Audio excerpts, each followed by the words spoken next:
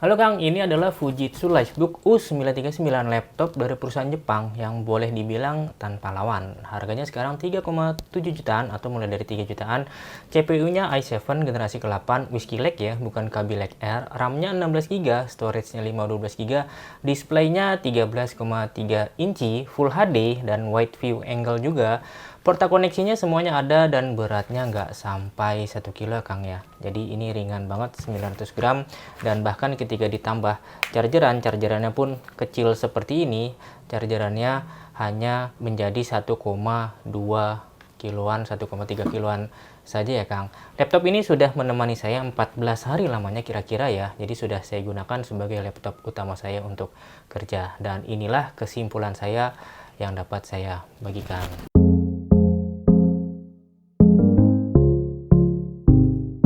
Fujitsu, akan sudah tahu, adalah perusahaan asal Jepang yang umurnya sekarang 89 tahunan ya, dan Livebook adalah nama untuk jajaran laptopnya. Jadi ada Livebook A, C, E, L, N, dan seterusnya, Celsius H, hingga U, yang ini seri U, yang memang dibeda-bedakan berdasarkan segmen.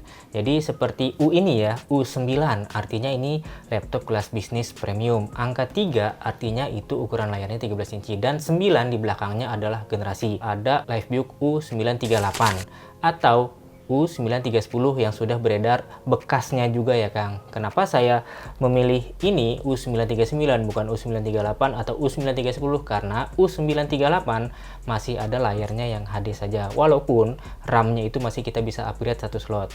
Sedangkan U9310 mirip banget sama U939 secara fisik dan secara semuanya ya, bentuk-bentuknya. Hanya saja dia yang membedakan adalah CPU-nya yang sudah generasi ke-10.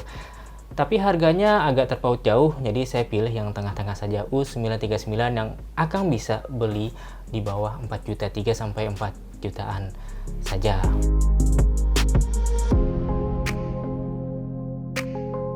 Kalau akan memang mencari laptop yang enak untuk dibawa, inilah salah satunya. Jadi beratnya cuma 900 gram ya, jadi bahkan Akang bisa begini nih, bisa kipas-kipas kalau kepanasan. Ini benar-benar ringan ya Kang.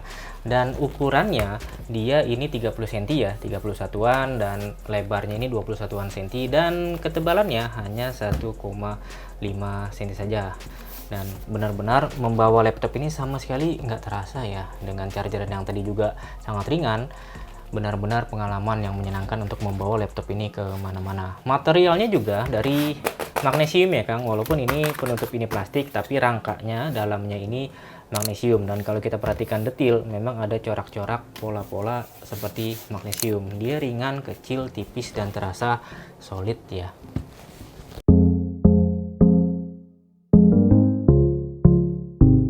Namun meski dia tipis kecil, nah inilah yang dia nggak ada lawannya, porta koneksinya sama sekali bukan korban. Contohnya ini ada slot LAN ya Kang. Jadi ini hebat banget dia. Jadi slot LAN-nya kita tarik seperti ini dan bisa kita masukkan. Ini masih ada slot LAN di laptop tipis seperti ini. Ini USB A. Dan ini slot SD card, ini yang sudah mulai dilupakan oleh laptop-laptop sekarang. Dan ini juga bukan sembarang slot SD card, ini slot SD XC ya Kang. Jadi di atasnya SDHC, SD card saya sih hanya 80-an megabyte per second saja. Jadi ya hanya seperti itu saja kecepatannya. Tapi ini benar-benar membantu sekali kalau Akang memang sering main kamera. Dan ini adalah slot SIM card, dan kabar baiknya adalah SIM card ini berfungsi ya Kang, benar-benar berfungsi. Jadi saya sudah mencoba dengan kartu XL, Indosat, dan Telkomsel, semuanya berfungsi 4G LTE. Dan oh iya, ini ada kunci seperti biasa ya kalau memang laptop sedang ditaruh untuk menjadi display.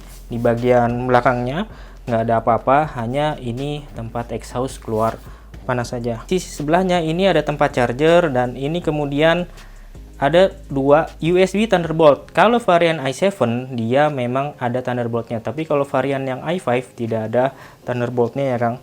Nah ini ada HDMI, dan ini USB lagi, dan ini bisa kita gunakan untuk ngecas device. Dan ini ada audio combo 3,5 jack ya, jadi bisa mikrofon ataupun earphone. Dan di sebelahnya yang tipis ini adalah smart card reader. Kalau memang kantor akan menggunakan ini bisa. Jadi untuk login ya, untuk login atau untuk aplikasi apapun, masukkan kartu di sini bisa, dan ini berfungsi. Dan balik lagi kita ke casan. kecasannya kita bisa melakukan casan menggunakan USB-C 65 watt atau 45 watt. Yang disarankan 65 watt. Kenapa? Karena dia fast charging ya. Jadi ngecasnya itu nggak nyampe, ya sekitar sejam itu udah penuh lah ya. Ini juga 65 watt.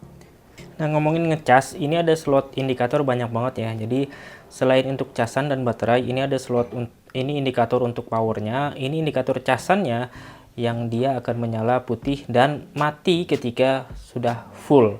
Sayangnya dia tidak berubah warna ketika 90% gitu misalnya. Tapi kita bisa melihat kondisinya dari sini, dari kondisi baterai. Jadi kondisi baterai ini bisa diketahui dari LED-nya. Kalau dia merah, itu artinya baterai sekitar 13%-an. Kalau oranye berarti di bawah 50%. Kalau putih berarti dia di atas 50%-an. Dan ini indikator storage dan ini indikator WiFi koneksi ya. Jadi indikator baterai ini sebenarnya bisa berubah juga sih Kang. Jadi ketika akan ngecas dan sudah 90%, dia akan berubah putih. Tapi berubah putih itu ketika kita mencabut baru mencolokkan lagi. Ya memang agak aneh sih ya, tapi kita bisa membacanya dari indikator di sini ya. Indikator lain ada di atas keyboard ya Kang. Jadi ini indikator untuk FN lock, ini indikator untuk numlock, dan ini untuk caps lock, dan ini untuk scroll lock. Dan kalau kita menyalakan ini, dia nanti akan menyala. Ini indikator power ya. Nah, ini dia akan menyala semua. Sayangnya tidak ada indikator untuk mute speaker atau mute mikrofon ya Kang. Tapi ya rasanya sudah cukup lengkap dan komplit, banyak banget. Jadi itulah salah satu kelebihannya porta koneksi dan LED indikator yang memang dikasih banyak banget.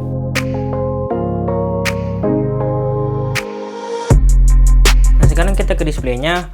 Sayangnya dia nggak bisa kita buka dengan satu tangan ya Kang. Jadi ada topi seperti ini memudahkan kita untuk memenggangnya, jadi mengangkat, tapi sayangnya kita nggak bisa membukanya dengan satu tangan ya Kang. Jadi saya sudah mencoba sekitar 7 unitan di tokonya, sama sekali tidak ada yang bisa saya buka dengan satu tangan.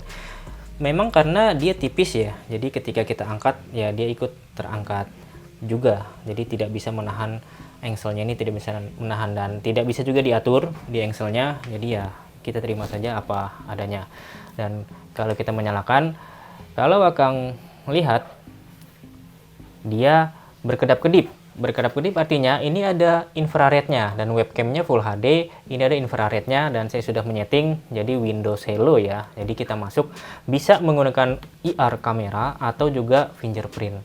Atau ada palm secure. Nah, tapi ini palm security jadi telapak tangan ya Kang, jadi nggak sentuh begini. Itu teknologinya Fujitsu, tapi ini nggak ada. Jadi ini hanya fingerprint biasa yang bisa kita setting tunjuk atau sampai 5 ya, batasnya sampai 5. Nah, sekarang kita masuk ke displaynya. Display yang 13,3 inci Full HD. Jadi U939 ini sudah tidak lagi yang HD. Bagus, jadi pilihannya Akang tidak perlu repot ya. Dan dia matte anti glare yang saya suka juga, yang memang biasanya di laptop kelas bisnis itu matte anti glare. Tingkat kecerahannya sangat baik ya. Ini kondisi mati ya, atau paling bawah 0 brightness-nya, dan ini paling terang. Saya tidak mendapatkan spesifikasi berapa nitsnya, tapi saya rasa ini sekitar 400 nits. Jadi kalau dibawa keluar dia masih terang, masih bagus. Dan biasanya kalau di kantor atau di ruangan gelap seperti ini di kamar ya, cukup 3 atau 40% itu sudah sangat cukup. Biasanya kan sampai 60% atau 50% ke atas, tapi ini dengan 3 dan 4 itu sudah cukup di mata. Dan warna saya juga tidak mendapatkan spesifikasinya, bukan 100% sRGB atau 100%, rasanya sih hampir 100% karena benar-benar bagus ya keluaran reproduksi warnanya ini. Tapi yang menjadi catatan adalah karena ini laptop bekas, seperti tadi saya bilang, saya sudah mencoba sekitar 7 unitan, tidak ada yang memberikan warna yang sama. Ada yang kemerahan, ada yang kekuningan, ada yang kebiruan. Nah, yang ini cenderung merah.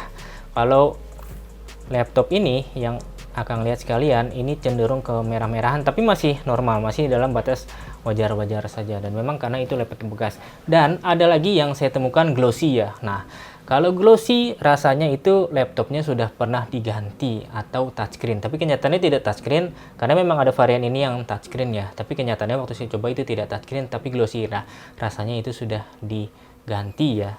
Dan sudut pandang, ini wide viewing angle, IPS lah bisa kita bilang ya. Jadi sudut pandangnya sangat baik. Jadi Bisa kita rebahkan juga sampai seperti ini ya, seperti biasa, dan sudut pandangnya sama sekali tidak ada pergeseran warna. Jadi enak banget untuk kita lihat, dan itulah yang menjadi kelebihannya.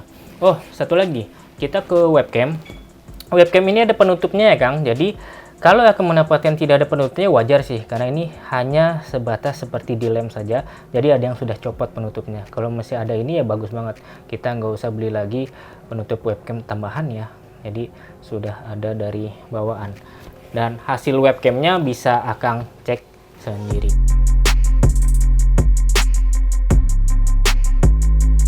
Sekarang kita ke bagian keyboard. Keyboardnya ini bagusnya dulu ya. Bagusnya itu dia bisa nyala. Jadi backlit dengan 2 tingkatan. Kalau akan menemukan ini ada tandanya, tanda keyboard nyala gitu ya, berarti dia bisa nyala dengan 2 tingkatan. Dan bagus keduanya lagi, dia itu tata letaknya sungguh sangat normal, sangat familiar saya dengan tata letak seperti ini. Semua tombol-tombolnya normal ukurannya, bahkan tombol panahnya, patch up dan patch down ini juga sangat normal, nggak ada letak-letak yang aneh. Tombol power pun masih ada di atas, tidak bergabung dengan keyboard. Itu kabar baiknya. Dan yang netralnya sih, netralnya itu dia key travelnya atau keystroke-nya itu 1,5 mm. Normal untuk laptop tipis yang biasanya lebih kurang dari itu ya. Namun buat saya ini masih rasanya masih saja tetap pendek ya, dan dia cenderung berat ya Kang. Jadi membrannya ini dia tidak memberikan feedback yang membal seperti keyboard yang biasa saya gunakan.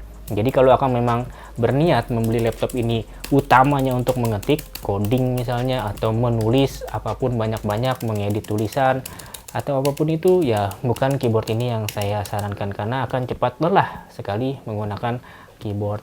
Ada numpad ya, jadi kita bisa mengaktifkan numpad di sini, tinggal Fn di numlock, lalu kemudian mengetik ada sesuai angka, kita tekan Fn juga, kita ketik angka-angka. Jadi itu bagus banget. Jadi memang sudah dipikirkan betul-betul. Cuman sayangnya lagi touchpadnya ini menjadi kecil ya, karena dia ada tombol asli seperti ini. Saya suka model ini sebenarnya. Jadi ada tombol asli, cuman tombolnya memang suaranya agak nyaring ya. Jadi rasanya ini nggak mahal gitu, rasanya kurang premium saja, tapi dia berfungsi dengan baik. Ini hanya 10 cm dan ini 4,9 cm kira-kira. Jadi kecil untuk ukuran laptop sekarang. Ya mau nggak mau saya jadi harus pakai mouse, yang itu mengurangi kecepatan operasi jadinya ya. Jadi kan kalau ada trackball di sini, saya tidak perlu mengangkat lagi jari semuanya, cukup begini. Tapi karena harus pakai mouse ya, kecepatannya berkurang. Itu saja rasanya kelemahan yang ada di laptop ini. Tampilannya bagus, sayang keyboardnya saya kurang suka. Ada lagi sebenarnya yang menjadi catatannya itu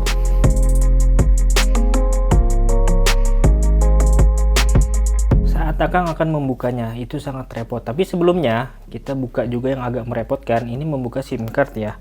Jadi SIM cardnya dibuka bisa dicongkel dengan tangan, bukan pakai klip. Tapi untuk menarik ininya perlu dengan klip ya Kang. Jadi kalau kuku nggak bisa, kalau ada kuku bisa ya. Jadi dicantel begini, tarik. Tapi saya lebih suka pakai klip seperti ini. Jadi ini ada cantelan di sini, kita cantelin aja belakang klipnya, lalu tarik. Nah ini cara untuk mengeluarkan SIM cardnya ya. Dia ada traynya, jadi SIM cardnya ini SIM card mini ya, micro apa mini nih, mini SIM card ya, seperti itu. Dan ini sudah bisa saya coba. Untuk membukanya akan membutuhkan obeng Philips seperti ini, dan juga wadah ya untuk menaruh baut-bautnya, ke 14 baut yang akan kita buka nanti, karena bautnya memang lepas ya. Jadi ada perbedaan, ada baut yang besar di 4 ujung-ujung. Ini baut yang besar nih ya, ini jadi baut besar seperti ini. Ada baut yang kecil.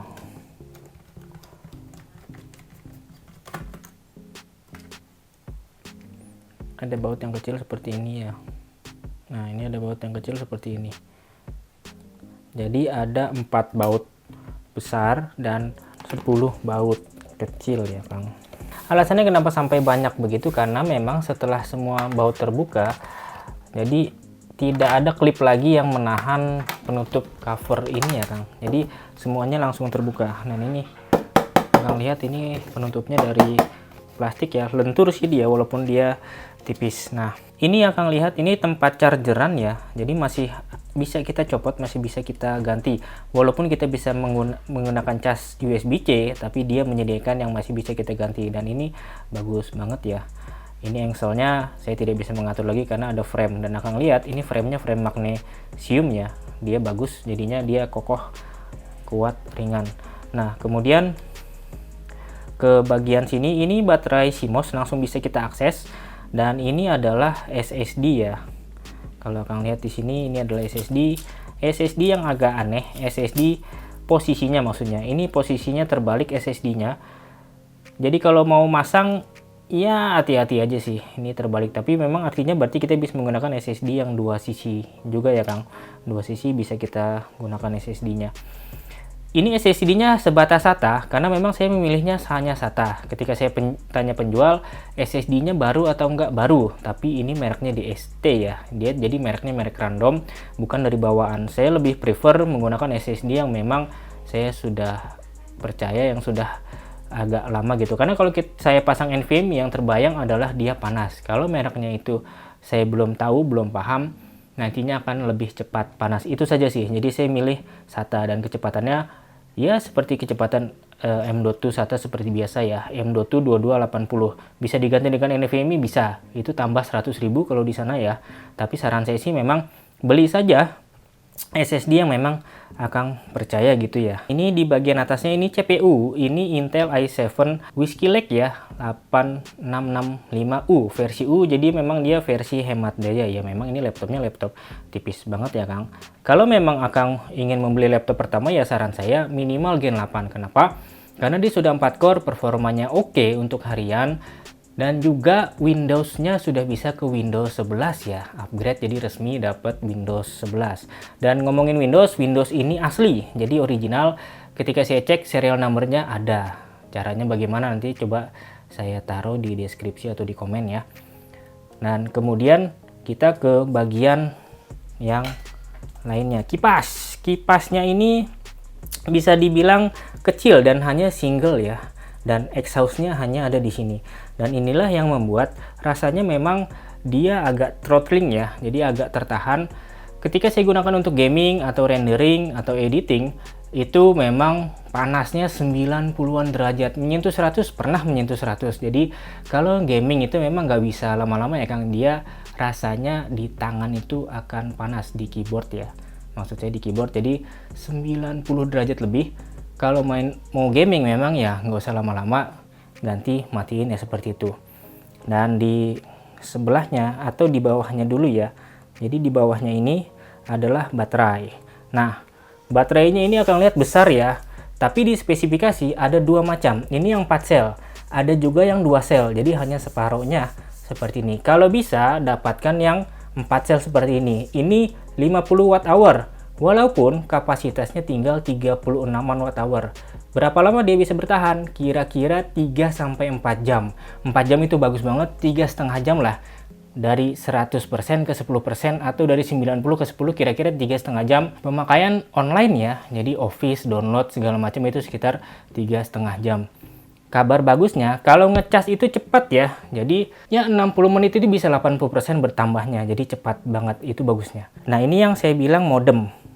Ini WW1 card Sierra EM7455 ya. Jadi sudah terpasang, ada antenanya. Makanya kenapa dia bisa internetan dengan SIM card. Bisa nggak ini dipasang SSD lagi? Rasanya bisa. Karena kalau ngecek di BIOS, itu dia tersedia HDD atau storage itu sampai 3 macam ya. Dan ini WiFi yang masih juga bisa kita ganti. Keren banget gak sih Kang? Jadi laptop tipis gini masih banyak yang bisa kita ganti sendiri gitu ya. Apa yang nggak bisa kita ganti? Ya, Akang sudah lihat tidak ada slot RAM di sini. Kalau memang ada RAM yang 8 GB, lupakan itu, ambil saja langsung yang 16 GB. Apakah sayang? Iya sayang, kalau 8 GB sayang. Tapi kalau 16 GB untuk laptop tipis itu sudah sangat cukup ya.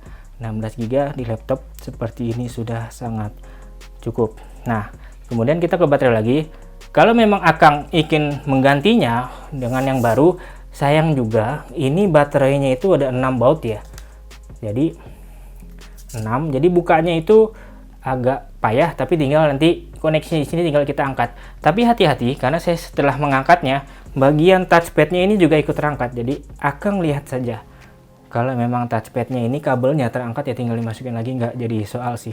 Speakernya ini juga rasanya tidak bisa kita harapkan karena memang dia kecil ya. Cuman kabar baiknya kalau kita mendengarkan dengan earphone itu luar biasa bagus nyaring ya suaranya. Tapi kalau dari speaker ini ya biasa banget sih, kecil lah kalau bisa kita bilang. Nah ini tombol kecil ini bisa kita akses dari luar ya. Ini tombol hard reset ya Kang. Jadi kalau memang kita mengalami kendala dengan power, tekan ini dari luar berarti pakai klip sekitar 10 detikan lalu lepas, dan mudah-mudahan masalah powernya itu bisa teratasi ya.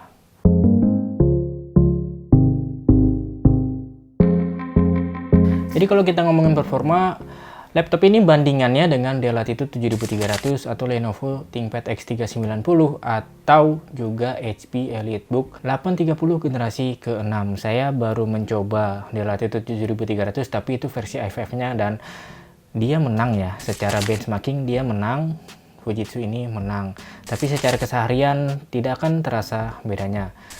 Untuk benchmarking silakan Akang lihat sendiri hasilnya seperti apa. Untuk rendering video 8 menitan Full HD 24, 30 sampai 60p ya kadang-kadang untuk B-roll itu sekitar 15 menitan.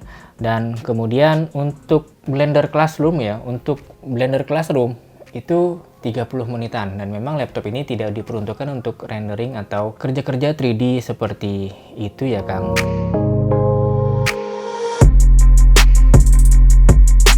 Bagaimana dengan gaming ringan seperti Valorant yang sedang ya, atau juga Genshin Impact.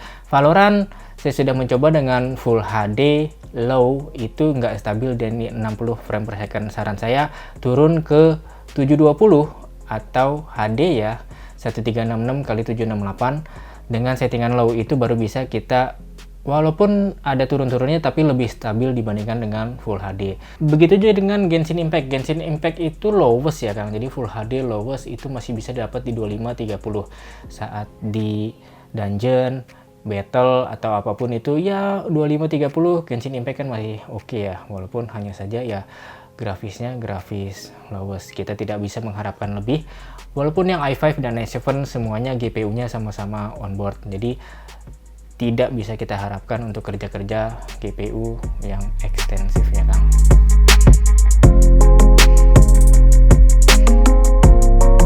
Jadi begitulah Kang, laptop ini sangat cocok buat Akang yang memang nggak suka laptop berat-berat, butuh untuk kerja harian bolak-balik ke kantor, ke klien, atau sekolah bolak-balik ke kelas ini, ke kelas itu.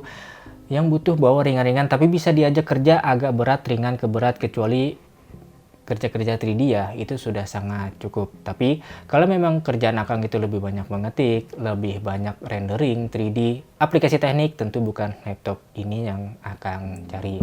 Sekian dari saya, salam Diki Septerian.